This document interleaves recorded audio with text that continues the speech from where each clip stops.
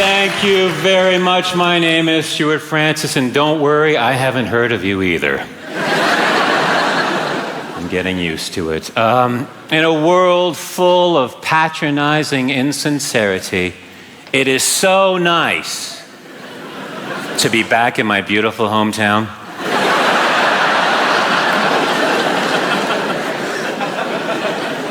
Edinburgh. So many people are jumping on the Barack Obama bandwagon, which, as an African American,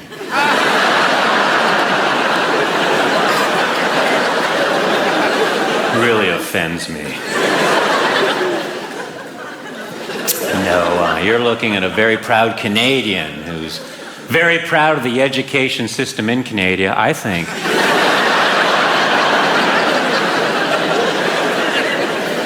I think it's the goodest of all 17 countries.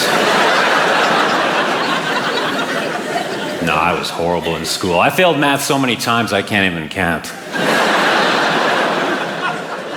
I was good at history. No. No, I wasn't. So long ago. I preferred French over chemistry because the chemistry teacher and I just didn't have any,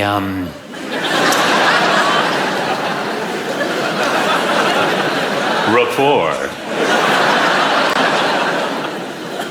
Sadly, as a Canadian, I don't speak French. Such is life. When I was a kid, my fairy godmother asked me if I wanted a long penis or a long memory. I forget my response.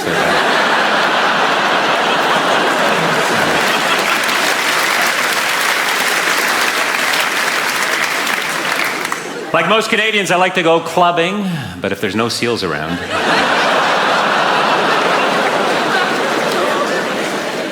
I like to go dancing. Last night I went to a dance club that was full of white kids talking black. Got so annoying I finally left. Besides, daylight come and me want to go home.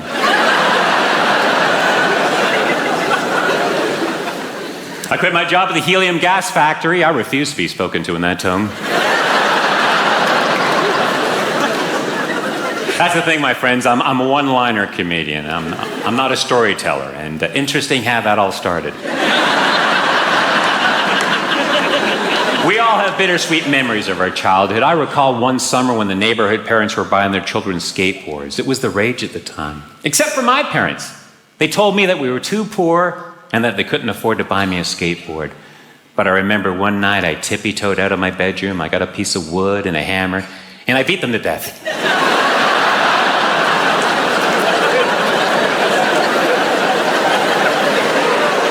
My foster parents bought me 5 skateboards. My sexual fantasy is to make love to Sigmund Freud's father. Mother!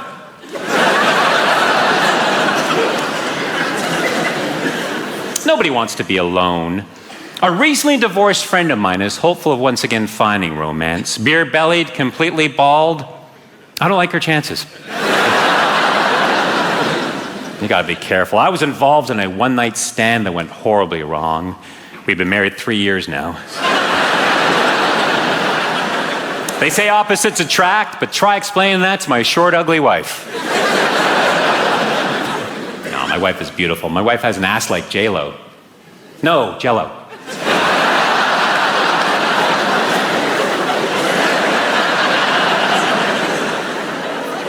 And I'm not ashamed of my wife. If you don't believe me, go to the car and ask her. Ask her loud, she's in the boot.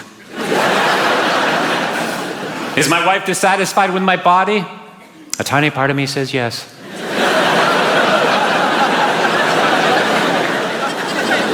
No, I'm not married. If I was married, would I be able to do this?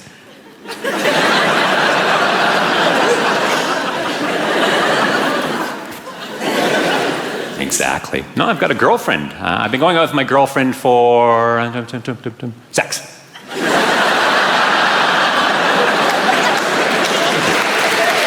You like the sex? Yeah? I love to go to bookstores and say to the clerk, "Hello, I'm looking for a book titled How to Deal with Rejection Without Killing."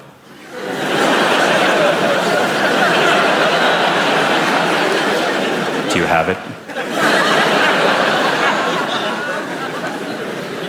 Irony. That's one thing I truly do respect about you people here in Scotland. You get irony, and it's everywhere. Sharon Osbourne judges talent. Yeah, irony. There's a paper in Scotland called The Sun. Oh dear me. A lot of people accuse me of taking the audience for granted, and I like to address that before we get to the standing ovation. I knew you'd like that, Jez. I hope you guys are doing okay. Money-wise, I'm set for life, provided I die next Tuesday. I'm trying to become at least the most famous person in my neighborhood. There's a guy in my neighborhood. He's in the Guinness Book of Records. He's had 43 concussions. He lives very close. In fact, just a stone's throw away. But the point...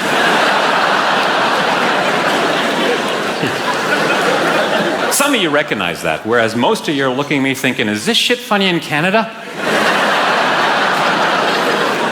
No, it's not. That's why I'm here. I love you, Edinburgh. Cheerio the news.